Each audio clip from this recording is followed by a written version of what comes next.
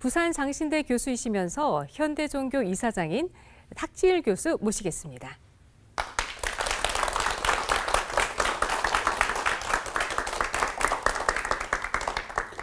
안녕하세요. 탁지일 교수입니다. 오늘은 두 번째 시간입니다. 우리가 살아가는 세상도 문화 코드라는 게 있지요. 그 시대를 대표하는 문화적인 현상을 우리가 코드 혹은 트렌드라고 합니다. 이단들도 마찬가지입니다.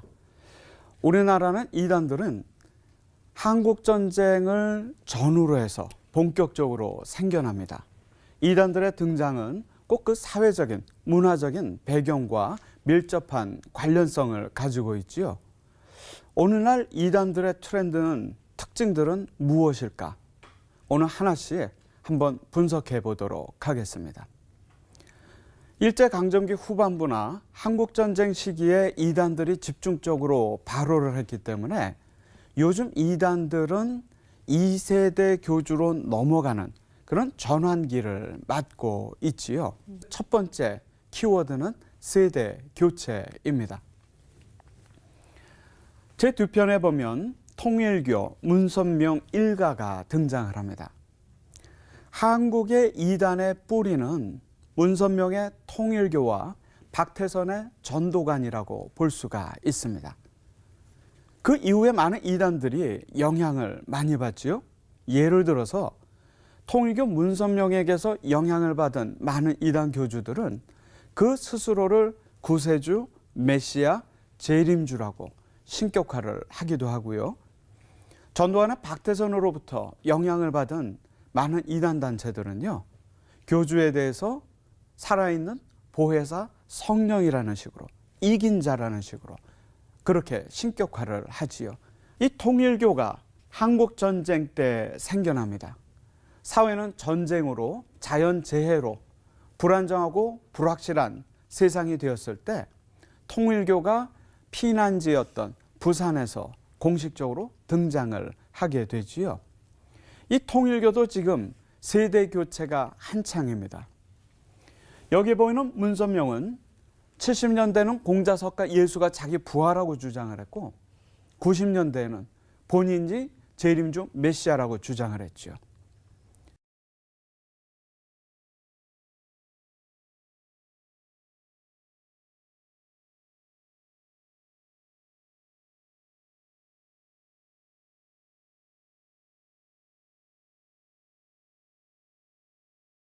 한반도를 중심으로 한 국제 정세에 대해서 예리하게 글을 쓰고 계시는 김진명 작가님. 김진명 작가의 작품이죠. 네, 네. 그 최신작입니다. 최신작이고요. 네, 그래서 예언은 칼기 폭파로 동생을 잃은 남자 주인공이 소련에 복수하기 위한 과정에서 문이라는 남자를 만나고요. 결국 공산주의가 종식을 선언하게 되는 그런 일련의 일들을 엮고 있습니다. 여기서 문이라는 남성이 바로 그 문선명 목사를 모델을 하고 있는데요. 네. 종교인으로서 대중에게는 알려져 있지 않은 그 문 목사의 실질적인 행보들이 작가 김진명 작가의 고증 과정을 통해서 작품에 그대로 드러나 있습니다. 네. 고르바초프나 김일성을 직접 만났던 이야기라든지 공산주의가 가장 정점에 있을 때 공산주의 종언이 선언된 그 역사의 사건의 중심에 있었던 거죠. 사실 좀 잘 알려지지 않았던 내용들에 대해서 다루고 그렇습니다. 있군요. 예. 그 책 서문에 보면 김진명 작가가 이렇게 좀 쓰고 계신데요. 네. 공산주의 붕괴를 취재하는 과정에서 놀랍게도 소수의 한국인들이 남미의 공산주의 창궐을 막고 베를린 장벽의 붕괴를 이끌어내기 위해 온 삶과 열정을 다했다는 사실을 알게 되었다라고 말씀하시면서 본인은 인텔리전스의 진화를 최고의 가치로 믿고 있는 사람인데 신의 섭리로 보는 이들의 행보를 보면서 집필 내내 고민하지 않을 수 없었다고 말씀하십니다. 하지만 실제 했던 이들의 이제 행위들을 외면하는 것은 역사의 진실을 덮어버리는 부작위의 자기가 되어버린다는 생각이 들었다면서 이 책의 집필 동기를 밝히셨습니다. 네, 뭐 일종의 편견 때문에 이분들의 행적에 대해서 의심하는 사람도 있겠지만 분명히 고증 과정을 거쳤다, 뭐 이런 얘기를 하는 것 같은데요. 굉장히 놀라운 얘기들이 나오는 것 같습니다. 책 제목이 예언까지 되어 있는데 예언은 또 무슨 얘기입니까? 네. 단순히 뭐 행적을 자취를 따라가고 이건 아닌 것 같은데. 네네. 그 책 속에서 이 이제 제목처럼 예언을 2번 하겠는데요. 예언가까지 되는군요. 네. 네. 첫 번째 예언은 그 당시 이제 100년도 거뜬할 것 같은 공산주의가 7년 안에 붕괴될 것을 예언을 했고요. 예, 예. 그것은 역사적으로 지금 현실이 되어 있는 상황입니다. 두 번째 예언은 2025년이 키워드인데요. 그 예언이 무엇인지는 책을 읽어보시면 제 책을 봤는데요. 네. 힌트를 좀 드리자면 네. 우리의 소원이다. 뭐 이렇게 드릴 수가 있겠습니다. 네, 맞습니다. 책을 좀 봐야겠습니다.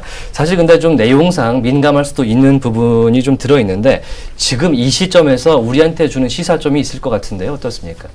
네, 맞습니다. 저 같은 이제 일반인들한테는 매일 쏟아지는 사건과 뉴스 속에서 가치 판단하기가 쉽지만은 않은 상황이고요. 네. 무엇이 옳은지 사실인지 잘 모르는 게 사실입니다. 그래도 판단을 하고 뭔가를 선택해야 되는 게 이제 우리의 몫일 그렇죠. 몫일 것이라서 이런 역사적 인물들이 했던 용감한 선택들을 보면서 내 삶을 고민해 보면 어떨까 싶었습니다. 문선명 총재가 태어난 곳이 북한 지역이죠. 예. 그 정주 지역이고, 그다음에 91년에 보면은 김일성 주석을 만나서 남북 정상회담, 그다음에 이산 가족 상봉, 그리고 금강산 개발 이런 것을 비롯한 남북 경제 교류에 합의하는 이런 인연도 깊습니다. 그렇군요. 지금 예. 두 사람이 만나서 악수를 나누고 아주 바로 반갑게 저것이 인사를 나누는 장면이죠. 91년에 문선명 총재와 김일성 주석이 예. 만나는 그런 장면이고요. 그다음에 그래서 김정은 제1위원장도 보면은 2012년 9월에 문 총재가 별세했을 때 직접 조전을 보냈고 조국 통일상을 수여하기도 했었고요. 또 당시 방북했던 장례위원장인 문영진 통일교 세계 회장에게 조화를 전달하고 조의를 표시한 적도 있습니다. 예. 그거에 얽힌 뒷이야기를 잠깐 소개시켜 드린다면 지금 보시는 모습은 1991년 12월 6일 모습인데요. 당시 이랬다고 합니다. 평양 만수대에서 문 총재가 이제 방북을 해서 공산주의는 곧 망한다 하면서 탁자를 탁 내리쳤답니다. 아, 그래요? 그러니까 주변 사람들이 파랗게 질렸었겠죠. 예. 그러면서 단독 회동을 하고 싶다고 얘기했는데 그 배포에 반해서 김일성이 문선명과 당시에 단독 회담을 했고 이때 서로의 어떤 인간적인 부분에 반해서 형님 동생 하는 의형제를 맺었다고 하는데 이 세상을 움직여 나가는 아주 어마어마한 몇몇 개인들이 있거든요. 또 하나의 또 중요한 인물이 있습니다. 바로 이제 문인인데요. 미국 연방수사국에서 체포가 돼서 지민이 덴버리 교도소에 부금이 됐을 때 만납니다.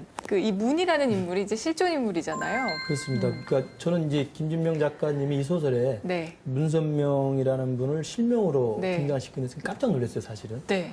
물론 이제 이 사건과 연관지어서 90년에 고르바초프와의 면담, 91년에 김일성과 회담이라는 건 역사적인 팩트입니다. 네. 근데 그 팩트를 가지고 들어오셔서 이제 사실은 전체 이 공산주의 붕괴라고 하는 과정에 네. 문선명 총재라는 사람이 가진 영향력을 일정적으로 쭉 좀 쓰고 있었습니다. 그래서 저는 상당히 놀랍기도 하고 흥미롭게 봤는데요.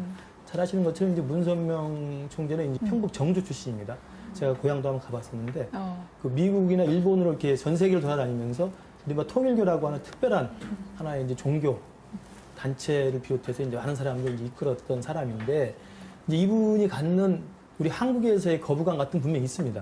우리나라에서 이분을 직접적으로 건드린다는 건 쉬운 일이 아닌데 우리 작가님이 이걸 집어넣어서 제가 한번 말씀을 듣고 싶은 생각도 있었습니다. 오늘 네, 네. 질문을 드리고 싶고요.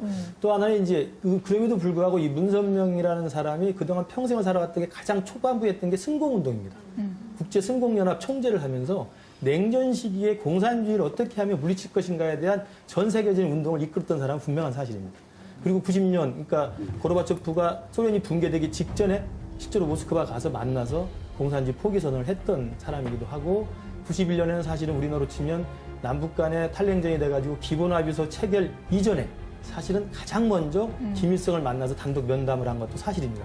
또 그것이 사실 우리 남북 관계에 상당히 많은 영향을 미치기도 했고요. 그래서 네. 그런 역사적 팩트가 있기 때문에 네. 그 팩트를 가지고 와서 전체 승공운동이라고 하는 큰 맥락 속에서 이 칼기 007 사건 이후에 공산주의 붕괴 과정을 자연스럽게 이렇게 삽입시킨 게 아닌가 저는 개인적으로 그렇게 생각을 하고 있습니다.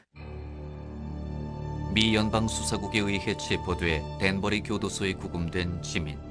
어느 날 교도소장의 호출을 받는데 아무도 모르게 이 사람 경호를 좀 맡아주었으면 해. 뭐하는 사람인데요? 무니즘을 만든 그 문이야. 그 사람이 만든 일종의 종교야. 그걸 무니즘. 믿는 사람을 무니스트라 하더군. 문의 경호를 맡게 된 지민은 어느 날 면회하러 나가는 문을 따라 나섰다. 카플란 박사, 먼 길인데 여행은 힘들지 않았소? 문을 찾아온 사람은 국제과학통일회의 의장이자 시카고 대학교 정치학과 카플린 교수였다. 내년 스위스 대회에는 세계적으로 저명한 과학자들 342명이 참가하기로 했습니다. 카플란 박사, 내가 오늘 박사를 급히 오라고 한 것은 때가 되었기 때문이요. 그 자리에서 공산주의 종언을 선포하시오. 예? 뭐라고요? 소련이 7년 안에 멸망한다고 발표하란 얘기요. 동생의 죽음과 소련 전투기 조종사에 대한 악몽을 꾼 지민. 지민은 주먹이 다 까져 피로 물들도록 벽을 치며 애끓는 가슴을 잠재우곤 했다. 말해봐요. 그 전지전능한 하느님도 위대한 대한민국도 아무도 무엇도 해주지 않아. 내가 해야 해요. 나는 소련으로 가야 해요. 요시포비치, 그자를 죽여야만 해. 누구도 소련을 응징하지 못하고 입으로 떠들 뿐이요. 기껏해야 머리를 두르고 길거리에 나와서 애먼 행인들한테 외칠 뿐이고, 이 나라 저 나라 뉴스에 반찬거리로 내놓을 뿐이야. 죽이려는 자가 오시포비치요. 맞소. 왜 오시포비치요? 기왕 소련에 복수할 거라면 서기장쯤은 쏘아야 하는 것 아니야? 오시포비치든 서기장이든 다 쏠 테니 제발 날 좀 보내줘요. 팩트만 조사를 한 결과 이 문이라는 사람이 공산주의 붕괴의 최전선에서 굉장히 노력을 했더군요.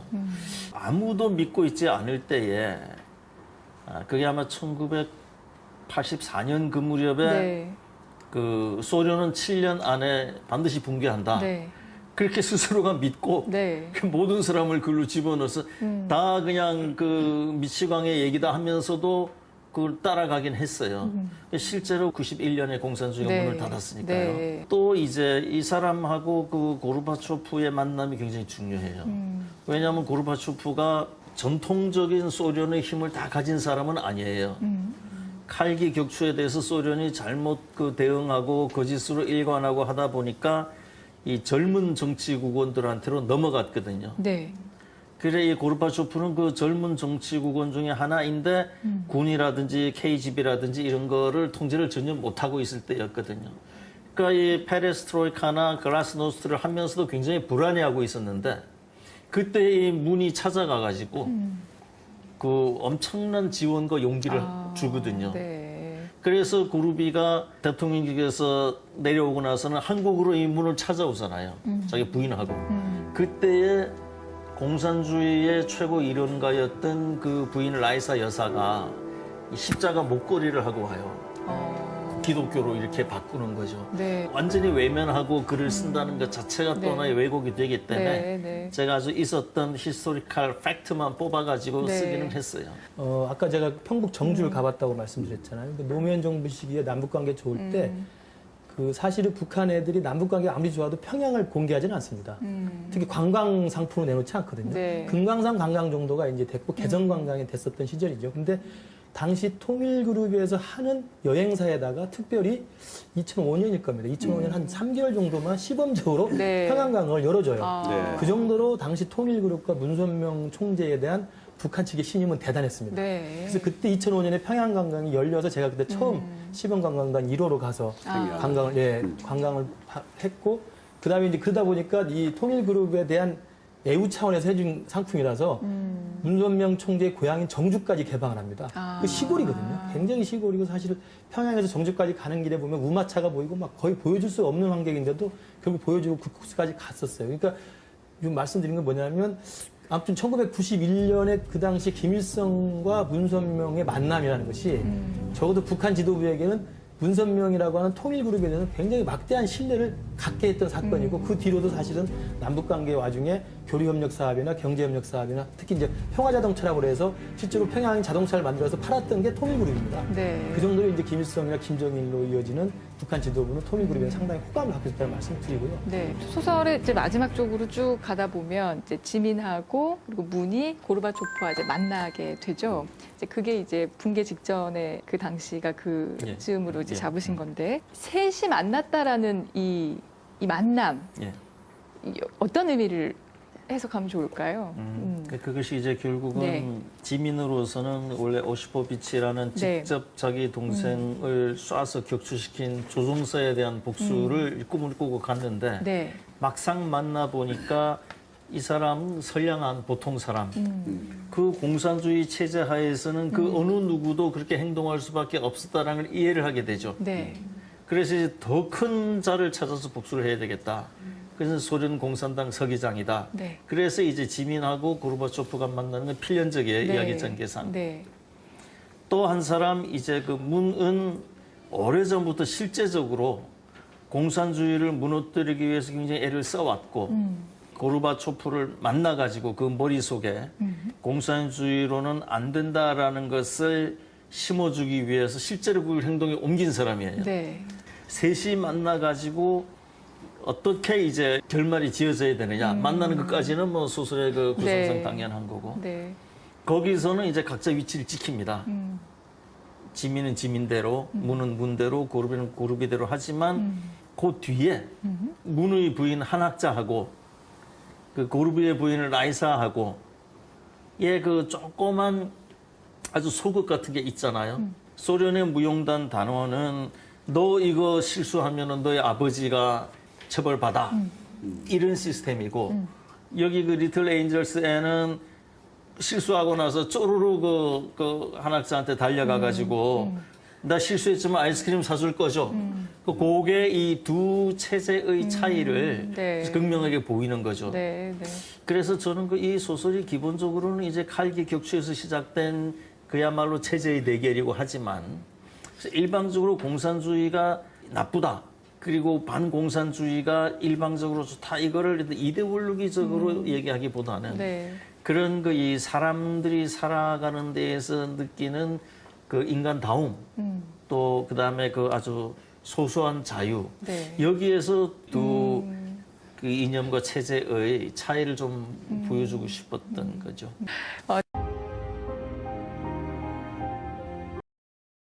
여보, 돌아와요. 내가 다 잘못했어. 형이 돌아와요. 우리 잊지 맙시다. 모든 것이 내 잘못이에요. 그러니 돌아와요. 오늘 돌아와요. 진짜요. 내가 모두가 다 잘못되니 돌아와요. 이러면 안 돼요. 정말 내가 모든 걸 잘못했더니 나를 용서하고 돌아와요. 맞겠죠? 아니, 자기가 하나님이라는 사람이 어떻게 사람한테 무슨 큰 죄를 지었다고 이렇게 용서를 빕니까? 참, 이거 너무 참 웃기네요, 이것도. 네. 아유, 그게 놀라워요. 그 용서만 비나요? 무릎도 꿇었는데요. 하나님이란 사람이요? 네네. 제가 뭘 그렇게 잘못을 했길래 그랬을까요? 그러니까 잘못을 너무 많이 했죠. 잘못을 너무너무 많이 했죠. 완전 이거는 결혼 사기, 종교 사기잖아요. 그렇잖아요. 네. 그래서 이제 이런 일 저런 일 제가 너무 감당할 수 없는 그런 일들이 저를 이제 한 번도 그런 생각을 한 적이 없었는데 좀 뭔가가 나 자신 좀 너무너무 힘들고 지쳤었어요. 그때 제가.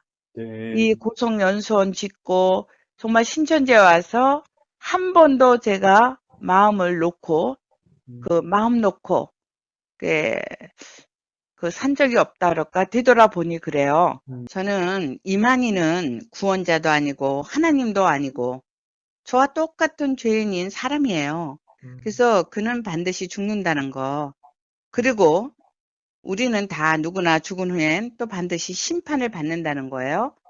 근데 그 이만희 교주를 구원자로 믿고 있는 종교 사기 집단 신천지는요, 그렇기 때문에 이 땅에서 반드시 없어져야 된다는 것을 저는 이 시간을 통해서 이만희 실체에 대해서 여러분들에게 알리기 위해서 이렇게 출연하게 된 것입니다. 네. 지난번 영상이 나가고 나서 신천지에서 긴급하게 전 회원 공지사항을 내렸더라고요. 그 내용 중에 하나가 이만희 씨가 김남희 대표님을 신천지에서 쫓아냈다라는 부분이 있던데, 네. 많은 신천지 분들께서 이게 진짜냐 저한테 문의를 많이들 주시더라고요. 그래서 여기에 대해서 말씀을 좀 해주시면 좋겠습니다. 그것은요, 그 이만희 교주다운 거죠. 뭐냐면, 지금까지 그 신도들을 그런 식으로 속이고, 그런 수법으로 이끌어 온 거예요. 저는 그곳에는 절대 구원함이 없다는 것을 알았어요. 그렇기 때문에 제 발로 나온 거고요. 중요한 것은 제가 그 사단의 올무에서 나와서 진리이신 나의 주인 되시고 구원자 되신 예수님 품으로 돌아왔다는 것은 그것이 저에게는 가장 감사하고 소중하고 중요한 겁니다. 그리고 또 어떻게 쫓아냈다는 사람이 얼마 전까지도 제 뒷조사를 해서 제 집 주소를 알아가지고 아직도 사랑하니 돌아와 달라고 편지까지 보내겠어요. 아, 자택으로요? 네. 저한테 보내주신 자료가 있는데 이게 혹시 그 김남희 대표께 이만희 씨가 보낸 그 편지 맞나요? 서류봉. 네네, 맞아요. 아직도 사랑하니까 돌아오라고 지금 내용이 적혀 있네요. 네네. 아, 잘 알겠습니다. 그럼 여기에 덧붙여서 지난 시간에 보여드렸던 혼인서약서와 만희가 남희에게 주는 약속이라는 그 글이 신천지 측에서는 김남희 대표께서 임의로 만든 거라고 주장을 하는데 여기에 대해서도 말씀을 좀 해주시면 좋겠습니다. 그것 또한 별로 저에게는 새삼스러운 일도 아니에요. 그 이만희 교주의 지금까지 살아온 방식이고요. 삶이에요. 제가 오늘부터 드리는 제 증언을 통해서 나가는 이야기들을 듣고도 과연 그렇게 말할 수 있을까? 그것이 저는 참으로 궁금합니다. 본론으로 들어가기 전에 저는 성경 말씀 한 구절을 읽고 시작하고 싶어요. 그 요한복음 8장 10절부터 11절 말씀입니다. 예수께서 일어나서 여자 외에 아무도 없는 것을 보시고 이르시되 여자여 너를 고발하던 그들이 어디 있느냐? 너를 정죄한 자가 없느냐? 대답하되 주여 없나이다. 예수께서 이르시되 나도 너를 정죄하지 아니하노니 가서 다시는 죄를 범하지 말라 하시는다. 아멘. 제가 이렇게 나올 수 있었던 것은 예수님께서 저를 용서해 주시고 지난 저의 모든 과거에 지었던 죄도 이제는 더 이상 묻지 않으시고 다시는 저보고 죄를 범하지 말라 하는 이 말씀, 이 가운데서 제가 용기를 얻고 나온 거예요.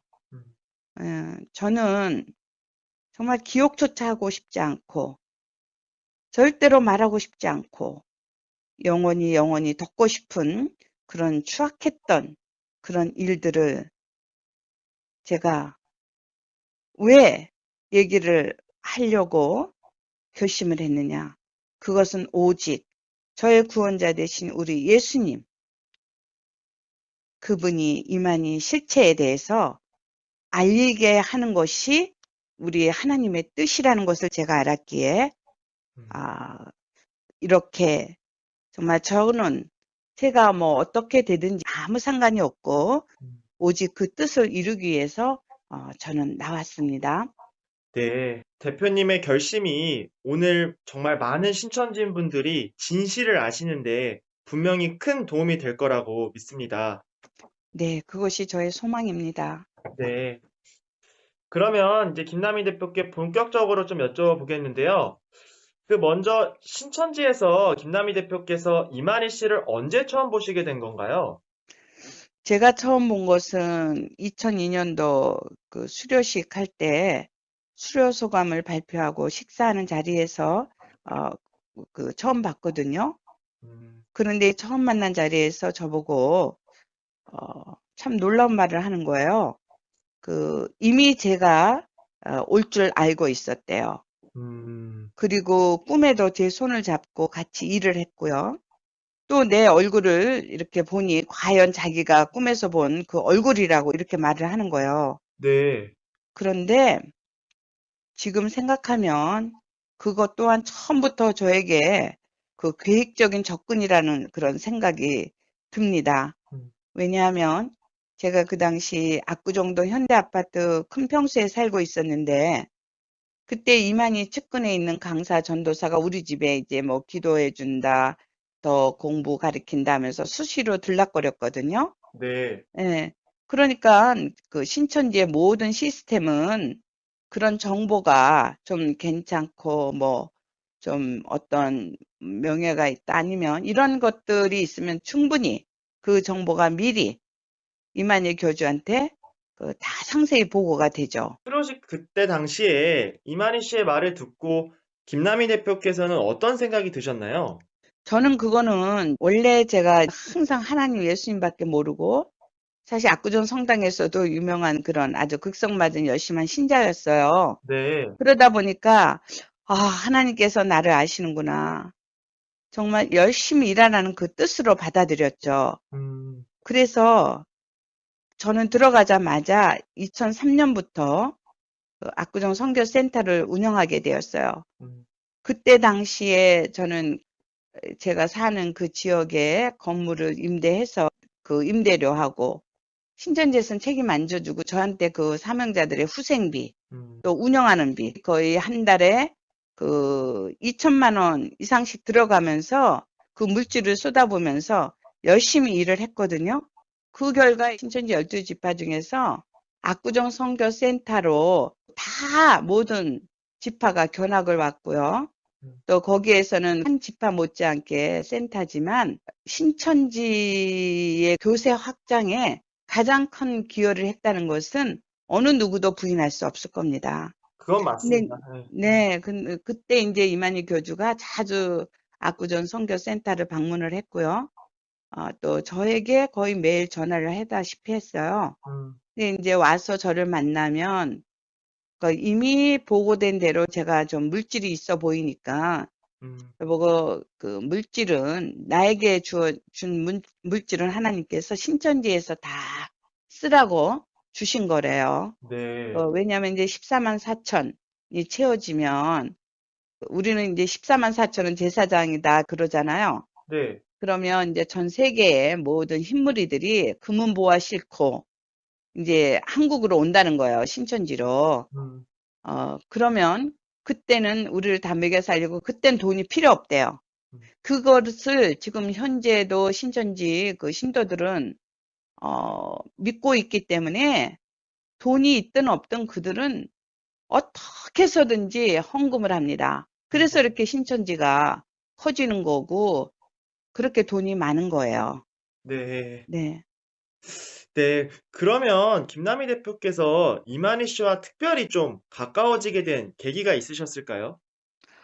네, 저는 그렇게 생각해요. 그때 이제 그 계룡시에 제가 미소지음 아파트가 있었는데 거기에를 그 원장들과 이만희 교주와 함께 간 일이 있어요. 네. 예, 갔는데 거기 그 아파트에 있으면서 저한테 거기가 이제 평수도 넓고 아주 전망이 좋아요.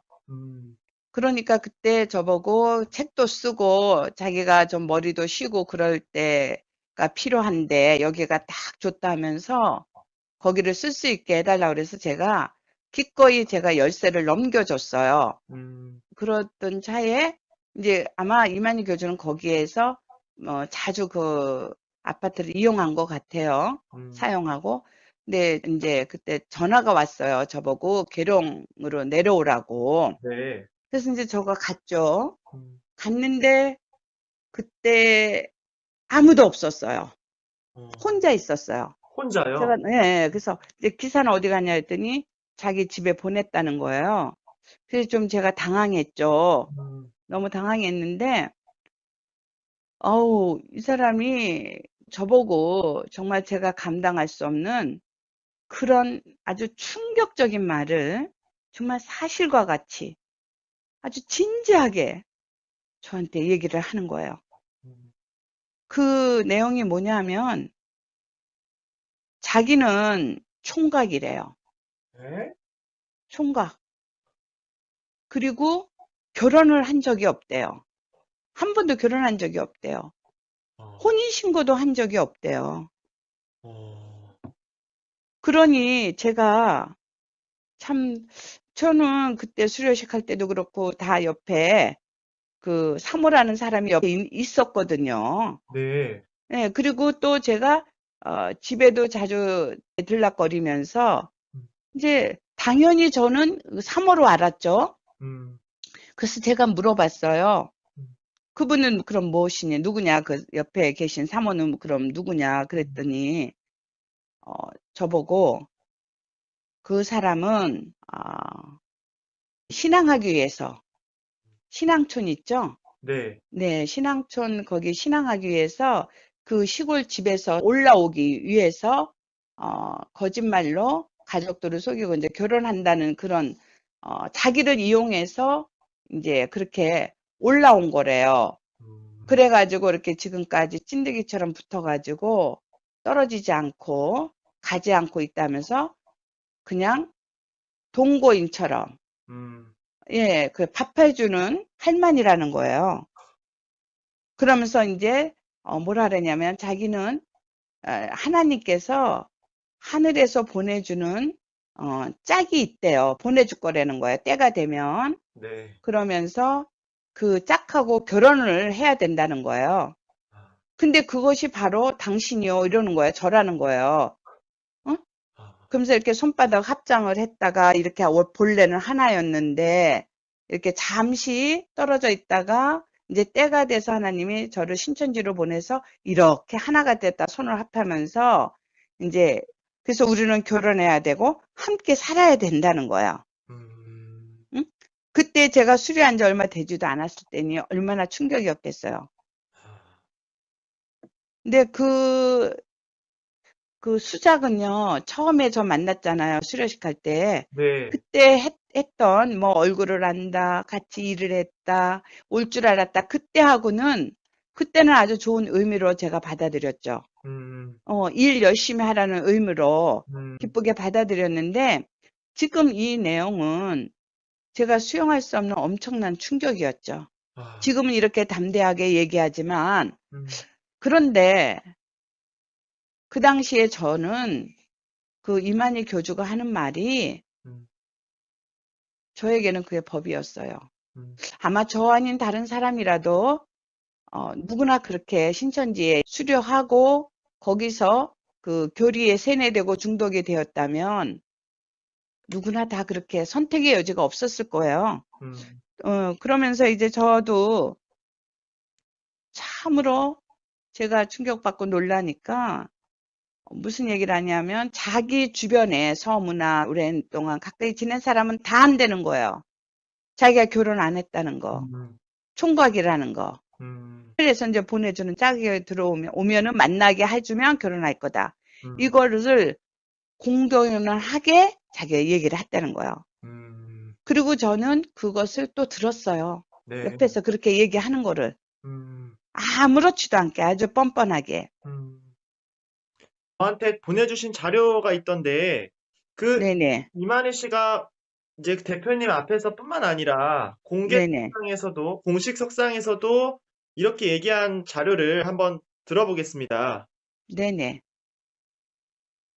사모님하고 선생님이 그냥 재미삼아 내가 사모님하고 결혼 안 했다. 이런 소리를 하니까 그걸 그거는 예. 내가 한식 그래 해봐. 예. 사실이거든. 예. 나는 우리 판사님 결혼한 적이 없어. 또 나는 지어생이 사촌이 아니잖아. 이만희 씨한테 집화장이 유랑 결혼을 했냐라고 물어보니까 안 했다고 진짜로 얘기를 하네요. 아니, 그건 정말 부인할 수 없는 그 사람의 말을 들으면요. 절대로 부인할 수 없어요. 그 충격이 저는 너무나 커서 이제 저는 그 당시에 남편이 있고 두 아이의 엄마잖아요. 네. 그래서 제가 물었죠. 왜 하나님이 만약에 제가 그런 짝지어준 배필로 선택이 됐다면 제가 결혼하지 않았어야 맞는 거고 또 결혼 전에 만나야 되는 게 맞는 거지 이미 가정을 가지고 있는데 하나님은 그렇게 가정을 파괴하는 분이 아니시잖아요. 네. 그랬더니 뭐라 그러냐면 이 세상이 너무 험악해서 자기를 만날 때까지는 저를 보호해주고 지켜줄 울타리, 착한 남편과 만나서 그렇게 지켜주고 있다가 때가 돼서 이제 하나님께서 저를 신천지로 저를 오게 해서 이렇게 하나로 만나게 해줬다는 거예요.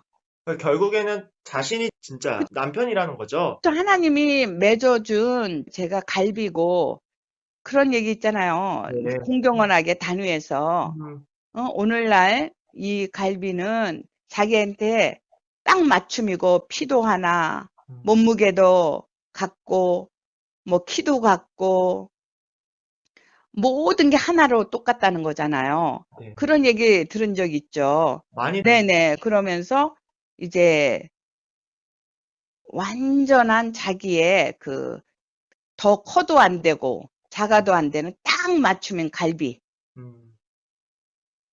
그렇게 표현을 아주 공건하게 했어요. 이만희 교주의 마각을 알지 못했죠. 그 마수의 그 순간부터 이제 걸려 들어간 거예요.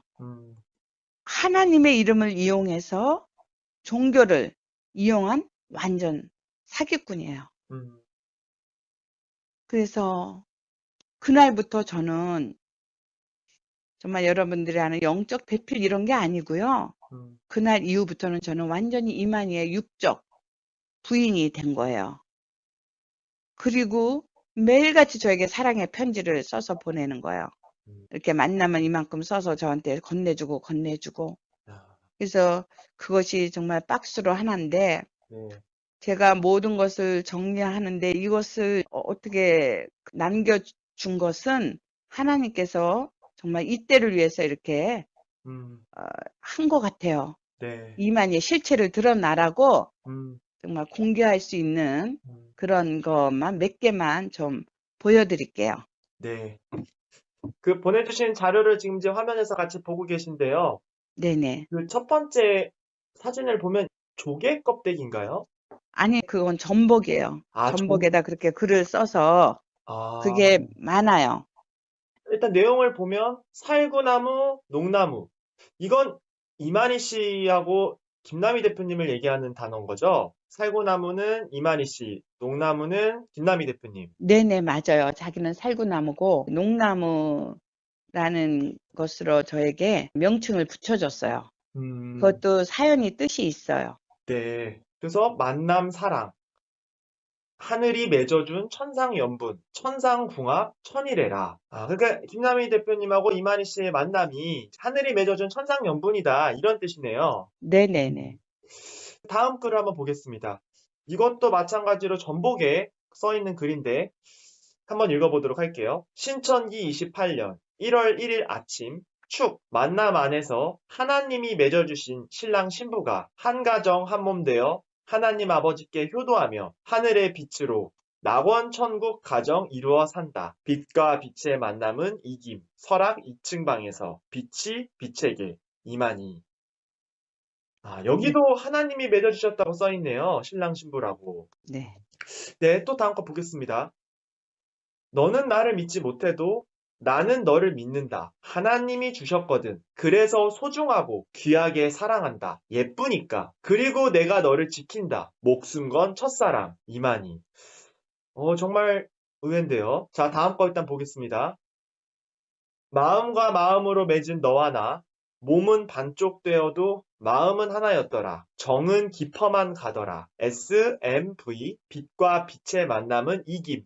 이게 대박인데요. 신천지 김남희 신랑 이만희. 네. 그 이후에 네. 이제 저를 계룡으로 오라 하는 거예요. 이제 결혼식을 해야 되니까. 이제 내려가니까 자기가 직접 디자인해서 금은방 가서 반지를 맞추고 그 반지를 서로 하나씩 따로 이렇게 같고. 지난 시간에 영상으로 보여드렸던 반지 맞죠? 네, 맞아요. 아. 그리고 서로 신랑과 신부, 남편과 아내로서 서로 서약하고 언약식을 하고 그리고 난 후에 또 그 전통 혼례식 있죠? 네. 하는 데를 어떻게 알아가지고 그곳에 가서 이제 사진도 찍어놔야 된다고. 그래서 저보고 같이 가자 해서 거기 가서 이제 여러 장 결혼 사진을 찍었거든요. 네. 그렇게 결혼을 했어요. 네. 그 사진이 그거예요. 이만희 씨와 김남희 대표께서 한복 입고 있는 사진, 이 사진 말씀하시는 거죠? 네. 그 이후에도 얼마나 엄청난 얘기를 하냐면 저한테 제가 나이가 많잖아요. 중년이잖아요. 네. 근데 아들을 낳아야 된다는 거예요. 아들. 아들이요? 네네. 사라 있죠. 아브라함도 100세 아들을 낳았다고. 아브라함 그러면서 사레가 사라로 이름이 변했잖아요. 네. 저에게도 제가 원래 남녕 남자였거든요. 아, 남자가 한자가. 근데 이제 농나무 나무를 바꿔준 거예요. 농나무라는 뜻이 사단 있죠, 사단. 네. 뱀을 쫓아내는 그런 뜻이 있대요. 이 농나무라는 뜻이.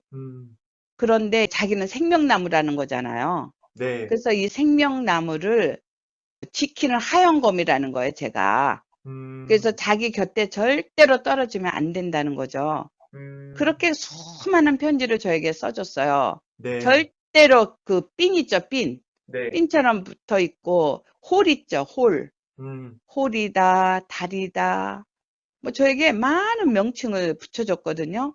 네, 많이 들어봤죠. 네. 네. 시를 써준 것도 있어요. 필리핀에 갔을 때 거기에서 저에게 시를 써줬어요. 아, 지금 제가 이제 화면에 좀 띄웠는데 이 액자 안에 생명나무와 농나무라는 제목으로 시작하는 시 네네. 말씀하시는 거죠? 네, 이거 저도 이제 고성에 갔을 때 많이 봤었는데요. 네네. 한번 읽어보겠습니다. 네. 귀하고 귀하다. 아름답고 소중한 나무, 만민에게 생명을 주는 천국나무 과실. 1년 12달 달마다 12가지 열매 맺고 만국소성 생명나무 앞 아침 이슬에 빛난다. 고요한 새아침, 송구영신 호시절. 생명나무 두루도는 화염검은. 아, 여기 나오네요.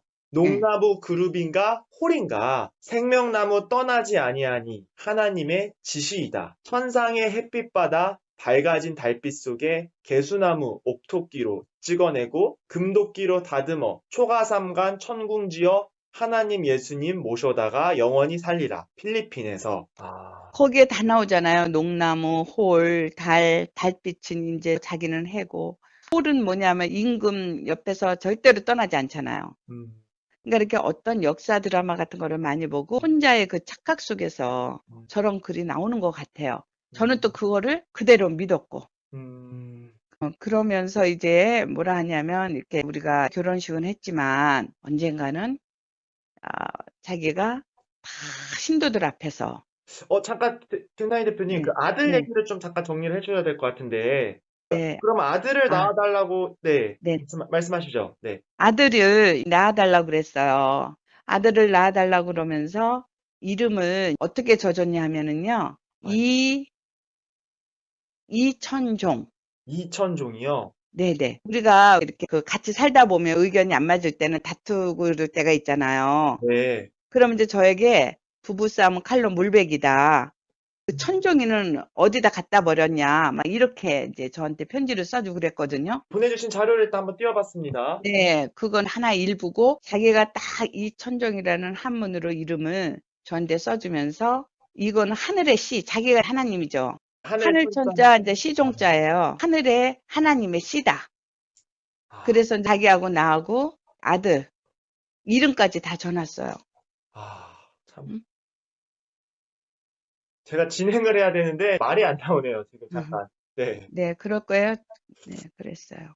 그렇게 완벽하게 그 결혼식을 했잖아요. 서약서 쓰고 또 혼례복 입고 사진 찍고 반지에서 서로 교환하고.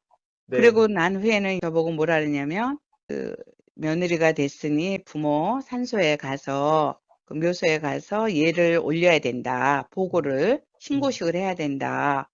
그러면서 이제 거기 그 부모 묘소가 이렇게 다 쓰러져 가는데 거기를 단장하고 저보고 또 비석도 세우고 이렇게 해야 된다 그래서 제가 그렇게 했어요. 비석에 쓰여질 글을 저한테 보여주면서 거기 후인, 김난희 이렇게 쓰여 있잖아요. 비석에 이름이. 그 후인이라는 뜻을 이만희 교주가 설명을 해주는 거예요. 자기는 원래 왕가의 자손인데 왕가에서는 왕후가 되기 전에 이미 왕후가 될 사람을 간택해서 후인이라는 명칭을 준대요. 그래서 때가 되면 왕후가 되는 거죠. 그러니까 거기에 빗대어서 저가 후인이고 이제 때가 되면 신천지 역사가 완성되면 제가 그 왕후가 된다는 그런 뜻이에요. 그렇게 설명을 해주면서 거기에다 그렇게 새겨놓은 거였어요. 네. 그리고 나서 거기 다 정비를 해놓고 나니까 이제 저 그렇게 한복을 입고 가서 부모 앞에 가서 이제 절도 하고 또 기도도 하고 기도할 때 뭐라 그러냐면 정말 그렇게 간절히 진짜인 것처럼 그렇게 기도를 하더라고요. 아버님, 어머님 이렇게 이제 며느리가 하늘에서 짝지어준 며느리하고 결혼식을 하고 이렇게 왔다고 하면서 늘 하늘에서 우리가 영원히 잘 살 수 있도록 이제 지켜달라고 그러면서 기도를 하는 거예요. 그 이후에 묘소 아래 가수원, 그 사과밭 가수원이 있어요. 그 땅을 저보고 그걸 사야 된대요. 과수원을요? 네, 가수원을 또 사야 된대요. 그래서 왜 그런가? 거기를 아버님이 돌아가시기 전에 그 땅을 사야만 자손이 번성하고 또 잘 산다는 거예요. 그래서 제가 또 샀어요. 근데 이제 거기다 무엇을 처음엔 지으라고 했냐면 우리가 고향에 산소도 오고 고향에 이제 명절 때 오면은 자기 친척들도 거기에 부르고 제가 며느리 역할을 해야 되니까 제사도 지내고 이렇게 해야 되니까 그렇게 설계를 해서 짓는다고 처음에 그랬는데 그게 변경이 돼갖고 지금 만남의 쉼터가 된 거예요. 그 뭐 성지순례 가면 거기 가서 쉬고 이런다는 그 쉼터가 바로 그거예요. 청도 말씀하시는 거죠? 청도에. 네, 청도. 묘소 있는데 그리고 나서는 또 저보고 큰 조카 이제 농사 지을 수 있도록 땅을 사줘야 된대요. 네. 그래서 이제 그것도 땅을 사줬어요. 그 농사 지으라고 거기 고향에 사는 큰 조카. 조카 땅까지 사달라고 한 거네요. 네네. 그렇게 지나면서 이제 저보고 전 세계에서 제일 멋있는 남편으로서 저에게 결혼식을 이렇게 했지만 만인이 보는 앞에서 멋지게 결혼식을 할 거다. 모든 전 성도, 신도들, 그 당시 신도들도 있고 생중계로 전 세계로 내보낼 거다. 저한테 얘기를 한 거예요. 그 혹시 제가 이제 네. 6회 체전 때도 있었는데 6회 체전 끝날 무렵에 왜 네네. 공연 하나 있었잖아요. 그 네. 혼인잔치 공연이 혹시 지금 말씀하신 내용 맞나요? 네, 바로 그거예요. 바로 그때 이제 여러분들은 몰랐잖아요. 네. 여러분들은 몰랐는데 그 이만희가 그거를 다 시나리오 쓴 거예요. 그렇게 하라고 지시하고 이제 왕과 왕비 옷을 다 짓게끔 만들라고 지시하고 거기서 최고로 멋진 결혼식을 하겠다 했던 거예요. 그때 마침 오후에 비가 오기 시작했어요. 근데 이 순서는 맨 끝에 있었거든요. 그런데 이거 못할까 봐 다른 거 다 중단하라고 막 화를 내면서 그래서 경기 같은 게 다 중단됐잖아요. 맞아요. 그때 경기들 막 중단돼서 난리도 아니었죠. 네, 엄청 화를 내면서 막 욕도 하면서 이제 이거가 중요한데 이거 못할까 봐 이거 못한다고 막 그래서 부랴부랴 이거로 들어갔던 거예요. 예. 그렇게 자기는 결혼식을 최고로 멋지게 해준 남편이다 하면서 저한테 늘 항상 노래를 부르고 자랑했거든요. 그게 맞아요. 신도들이 정말 이만희의 그 계략이 속은 거죠. 설마 했는데 진짜 혼인식이었네. 네, 결혼식이었네요. 진짜였어요. 진짜. 진짜였어요. 그 신도들은요, 이만희 교주가 하는 말이 법이잖아요. 그렇죠. 네, 아마 이 얘기를 듣는 사람들은 어떻게 저런 일이 있을 수 있느냐, 저런 비상식적인 일이. 응? 그런데 이 안에 들어오면 그 세뇌가 되고 중독이 돼요. 이만희 말에. 그냥 무조건 아멘이에요. 이혼도 하라 하면 하는 거예요. 저에게도 이혼하지 않으면 남편이 죽는다는 거잖아요. 그렇게. 네, 그럼요. 이제 하늘이 맺어준 내 짝이기 때문에 이것을 어기면 저도 죽고 지옥 가고 가족도 다 지옥 가고. 응? 그것을 이 사람의 그 설계한 내용이 있어요. 네. 그 내용 한번 볼까요? 네, 영상 한번 보겠습니다. 네. 심판권을 가진 사람이 이런 일에 대해서 해결해 줘야 하지 않겠습니까? 그래서 이 사람은 이렇게 말합니다. 잘 들어보세요. 한 사람은 두 부부가 하나님의 소속이고 하나는 바벨론 마귀 소속입니다. 그 둘이 다 천국 가겠습니까? 천국 못 가면은 이 하나님 소속에 있는 사람이 바벨론 소속으로 따라가기 때문에 이것도 지옥 가는 것이죠. 그러면은 니야 바벨론 가든 말든 나는 천국 가야 되겠다 이러면 달라져야 되죠. 한번 생각해 봐야 합니다. 여러분 생각은 어떻습니까? 맞죠? 하나님의 시로 나서 하나님의 성령으로 된 사람이 있고 아무리 자기가 형제가이다 부자지가이다 부부지가이다 한다 할지라도 하나가 아니라면은 하나는 바벨론 소속이고 하나님의 소속이라면은 하나는 바벨론의 시로 나고 바벨론의 신이 함께하고 한 사람은 하나님의 시로 나서 하나님의 성령이 함께한다면은 이 두 사람은 같이 가면은 어떤 결론이 오겠는가? 분명히 하나는 하늘나라에 가야 맞죠? 바벨론으로 가야 맞죠? 달라져야 되겠죠? 이 말을 깊이 있게 들어야 합니다. 이 사람은 그리 하겠다는 것입니다. 누구든지 하나님의 시와 하나님의 영으로 다시 나지 않는다면 천국에 같이 갈 수가 없다 이 말입니다. 그러니까 지금 자기는 심판주고 하나님이라는 뜻이잖아요. 그리고 갈라서 오지 않으면 이렇게 지옥을 가니 같이 갈 수 없으니 헤어져야 된다. 자기는 이렇게 할 것이라는 뜻을 그 신도들한테 했을 때 거기에 있는 모든 이들이 아멘이로 응답하잖아요. 네. 아멘은 자기들은 그렇게 하겠다는 뜻이거든요. 네. 저도 역시 그렇게 했고요. 이제 그 6회 혼인잔치 끝나고 나서 그거를 아는 사람은 알잖아요. 네. 그때부터 집사장들이 저보고 사모님 이렇게 그 부르더라고요. 그것을 또 그 있어요. 그 음성이. 아, 여기 있네요. 음성을 한번 들어보겠습니다. 네. 사모님, 네네. 접니다. 손님들이 많이 계세요? 아니, 지금 어제 청도 왔다가 가는 중이에요. 진짜 이분은 저 광주에 계신 분 같은데 진짜 사모님이라고 하네요. 네네, 그렇게 했어요. 근데 이제 저는 이혼 안 하면 남편도 죽고, 또 저도 불순종으로 죽고, 이렇게 얘기를 했잖아요. 이만희 교주가. 네. 그런데 처음에 저보고 혼인신고 한 적이 없다고 했었잖아요. 제가 이혼을 하고 나면, 본인은 1년 후에 이혼을 해야 된대요. 그래서 처음에 결혼을 한 적이 없다고 그랬잖아요. 그렇죠. 혼인신고 한 적이 없다 그랬는데, 이제 제가 이혼을 하면 우리가 혼인신고를 해야 되잖아요. 네. 근데 그때 가서 말이 틀려지는 거예요. 그래서 그 뭐 1년 후에 자기는 이혼을 하고 그때 가서 이제 결혼을 하자. 혼인신고를 저하고 하자 이러는 거예요. 그래서 그게 정말 저는 이 사람이 이렇게 거짓말을 하는 것을 저는 몰랐죠. 혼인신고가 돼 있었던 거예요. 그래서 그러면서 뭐라 그러냐면 사실은 이 할머니가 자기 스스로 혼자 가서 혼인신고를 해서 자기하고 각자 이혼장을 각자 가지고 있다 이러는 거예요. 응? 아무것도 아니라는 거예요. 자기 사이는. 그러면서 이제 저한테 뭐 만이가 남에게 주는 약속 막 그런 거 있잖아요. 네. 응? 그러면서 이제 뭐라냐면 저희 딸 보고 딸을 빨리 결혼시키래요. 그래야 우리가 이제 떳떳이 더 결혼을 할 수 있다.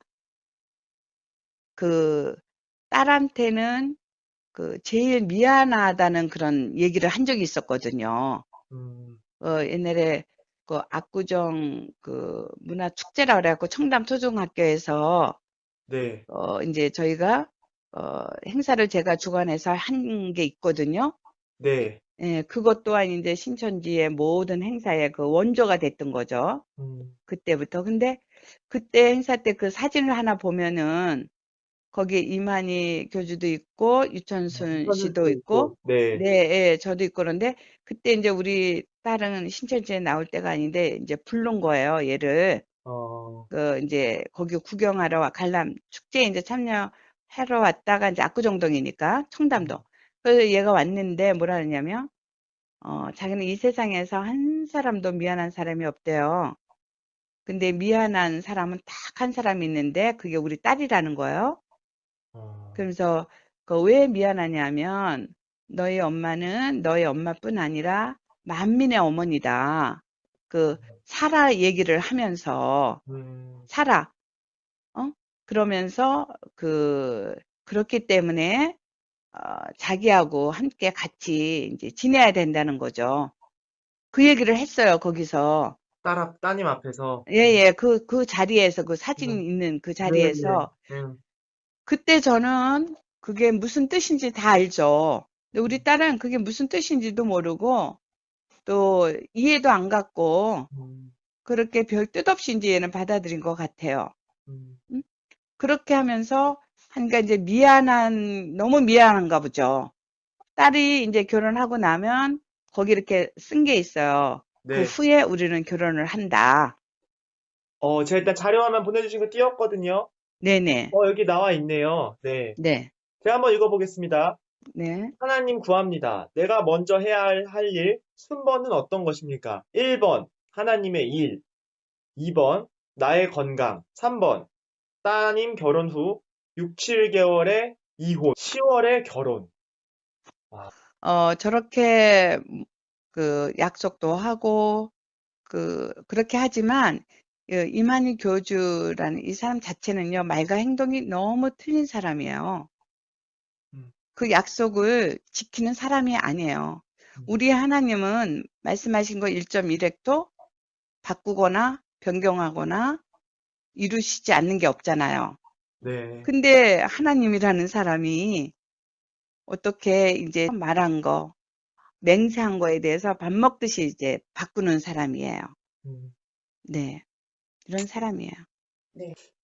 네, 그러면 김남희 대표께서는 언제부터 이만희 씨와 함께 거처를 같이 하시게 되셨나요? 제가 계룡에서 이제 같이 지내다가 이제 어느 때 저보고 이제 우리가 같이 살 집을 공기도 좋고 한적하고 농사도 짓고 이제 과일나무도 심고 이런 곳을 좀 저보고 마련하라고 그러더라고요. 우리가 살 집을. 그래서 제가 이제 그 장소를 물색하던 중에 마침 좀 아는 지인이 동생이 그 설악에 그런 집이 있는데 이제 한 5억 정도 대출이 있는데 이것이 굉장히 부담스럽고 어려운 그 지경에 왔다. 그래서 제가 저는 그때 이제 과천 문원동에 그 3층짜리 다세대 주택이 있었어요. 네. 그래서 그러면 이렇게 제가 조건을 제시했죠. 이렇게 제가 5억 대출을 안고 저의 그 3층에 있는 넓은 평수하고 이렇게 좀 교환을 하고는 조건으로 하면 어떻겠느냐. 그래서 이제 그게 서로가 이제 수용이 돼서 서로 교환하는 조건으로 매매를 했던 거죠. 네. 그때부터 이제 설악에 함께 거주를 하게 됐던 거예요. 이만희 교주하고 제가. 네. 네. 근데 이 진실을 모르는 사람들은 마치 이만희 교주가 자기가 신천지에서 사서 저하고 같이 함께 사는 거로 그렇게들 알고 있는데 전혀 그거 아닙니다. 이만희 교주가 그럴 사람이 아니죠. 예, 절대 그런 거 아니고요. 또 거기서 이제 몰래 저희가 사는 사진도 찍고 뭐 엉덩이 두들긴다, 뭐 고기 잡는다 이런 사진을 찍어서 많이 유포가 돼 있잖아요. 네. 예, 그리고 이제 그 안에서 식사하는 거 실제 그렇게 살았어요, 거기서. 네. 그렇게 살았고요. 이제 제가 신천지에 나온 후에도 이 사람들은요, 신천지에서는 계속 저의 개인 사유지를 갖다가 점유하고 있었어요. 그래서 제가 내용 증명을 띄웠어요. 비워달라고. 그랬더니 이제 비워달라면 비워주는데 자기한테 팔 의사가 없느냐 하고 이제 문자가 온 게 거기 지금 그 하나 띄워주면 돼요. 네. 네. 그렇게 했을 때 제가 이제 답을 어떻게 했냐면 버리는 한이 있어도 신천지에는 안 판다. 제가 그랬거든요. 네. 이제 이만희 교주와 제가 설하게 이제 같이 살면서 이제 자연스럽게 그 12 집화장이나 교회 담임들이나 이제 중진들이 그곳으로 이제 보고를 하러 오죠. 그러면서 이제 저는 옆에서 참으로 힘든 부분들이 너무나 많았던 것이 그 중에 하나 예를 들자면 그 신도들 앞에서 이만희 교주는 자기는 땅 한 평도 없고 뭐 돈 한 푼 없다 하잖아요. 하늘을 지붕 삼아 땅을 방바닥 삼아. 네. 저도 그거를 참으로 좋게 생각했던 사람이에요. 왜냐하면 돈을 제가 쓰니까 떳떳했고 저는 이 사람은 돈이 없지. 당연히. 왜?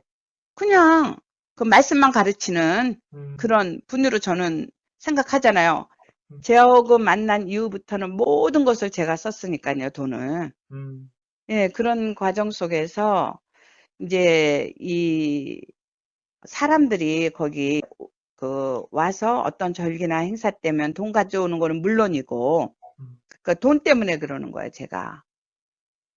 저는 이 역사에서 이렇게 돈을 쓴다고 했는데, 보면은 어떤 이제 집화에 사고가 났다. 집화장이나 뭐 어떤 담임, 그러면 이제 전화를 해요. 막 욕을 하면서 너 이제, 그 자리에서 쫓겨날 줄 알아라. 그러면 어떤지 알아요? 그러면 다음날에 이제 돈 싸갖고 와요. 그러면 그 아무 일도 없었던 시 그냥 유지하는 거예요. 금방 쫓아낼 듯이 뭐 욕하고 그러다가 그런 모습을 참 이게 한두 가지가 아니고 저처럼 많이 보고 들은 사람이 어디 있겠어요. 오랜 세월 동안을 모든 그 안에 내부적인 거, 뭐 신천지 이만희 교주의 그 관한 것들을 너무 잘 알고 있죠. 전 다 알고 있어요. 그런데 그러면 또 의문들이 생길 거예요. 그런 거 알면서 어떻게 있을 수 있나? 저는 저 혼자의 그 외로운 그 싸움은요, 이건 아닌데, 이거는 정말 하나님이 함께 하는 곳이라면 이럴 수 없는데 하는 그 마음이 늘상 있으면서도 그 말씀, 여기를 떠나면 이제 여기가 마지막 종착역인데 신천지가 이 말씀을 제가 신천지를 떠날 수 없게 한 그런 세뇌된 중독된 것이라는 걸 모르고 그걸 믿음 좋다고 제가 생각을 했던 거예요. 응? 상식적으로 도저히 이거는 하나님이 함께하는 곳은 이렇게 해서는 안 돼 하면서도 잘못된 것은 제가 막 건의하고 막 정말 싸움하다시피 이거는 잘못된 거다. 내가 하나님이라도 신천지는 안 도와준다. 이러면서도 왜? 아니 2, 3년의 역사가 완성된다 하잖아요. 그러면 열심으로 있는 자기의 가지고 있는 거 모든 것을 가지고 일을 해야 되는데 속는 사람만 물질 내고 일하고 그러는 거지. 위에서는 그거 탁탁 받아가지고 돈 모아서 그 돈이 어디로 흘러가는지 저는 알아요. 응?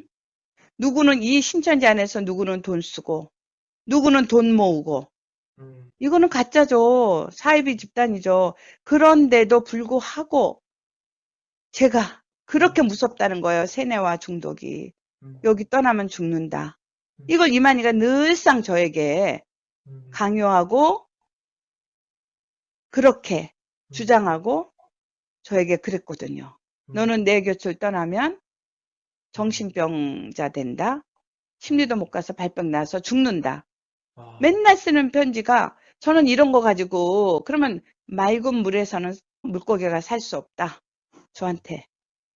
그러면서 아주 혼자 거룩한 척 한다는데 저는 돈 문제에 대해서만은 이러면 되지 않지 않냐고 이렇게 너무 그 돈들이 다 누구 거예요? 신도들이 낸 헌금이에요. 그거 갖고 와서 이제 갖다 바치고 그 수억 되잖아요. 얼마 짧은 시간에도. 그 돈들이 어마어마하겠죠? 우리 신천지 신도 여러분들은 다 속고 있는 거예요. 이만희는 정말 돈밖에 모르는 그런 고도의 사기꾼이에요.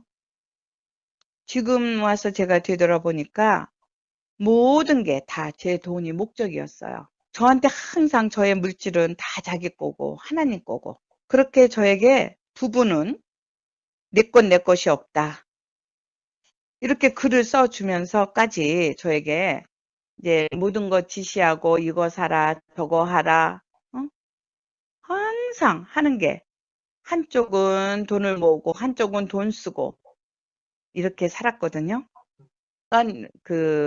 어디 가서 그 이만희 교주가 제가 돈 많고 이쁘니까 누가 마다하냐는 그 직접 음성도 있어요. 한번 같이 들어보겠어요? 네.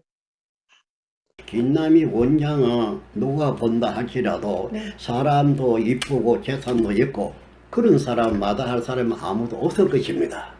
또 하나는 신앙이고요. 신앙 세계로서는 신앙에 또 맞아있고 이러면은, 그러고 이쁘고 돈도 많은데 누가 마다하겠느냐.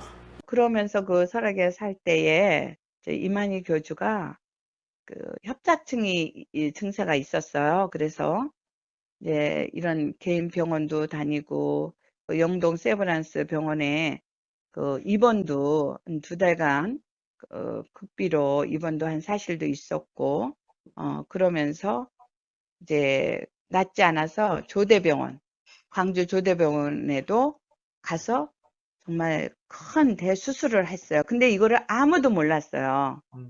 다 하고 나면 그제서 아는 거고, 그 이만희 교주의 그 뒷바라지 병원비나 간호나 모든 것을 제가 혼자서 그 감당을 했어요. 저는 참 그 당시에도 그것이 나의 해야 할 일인 줄 알고 조금도 불평 불만 없이 오직 정말 지극정성으로 그 병간호를 한 거예요. 제가 다른 측근들이나 뭐 집화장들은 전혀 간호를 안 했었나요? 못하게 알리지 못하게 했어요. 아, 자기가 아프다는 거를. 네네. 이제 저가 보호자로서 수술할 때도 그 보호자란에 부인이라고 이렇게 적었고, 그런 이제 대수술을, 거기 아마 사진이 2개만 한번 보여주시겠어요? 영동 세브란스 병원에서 하고 또 조대병원에서 수술하고 난 사진. 네, 사진을 동시에 띄었습니다. 네네. 굉장히 꼬챙이처럼 말랐네요. 네, 그 대수술을 했기 때문에 그때부터 이제 이만희 교주는 죽음의 공포에 조금은 두려움이 왔던 것 같아요. 이제 그 이만희 교주가 이제 강주 조대병원에서 그 대수술을 받고 난 후부터 저에게 계속 박물관 자리를 알아보라고 그러는 거예요.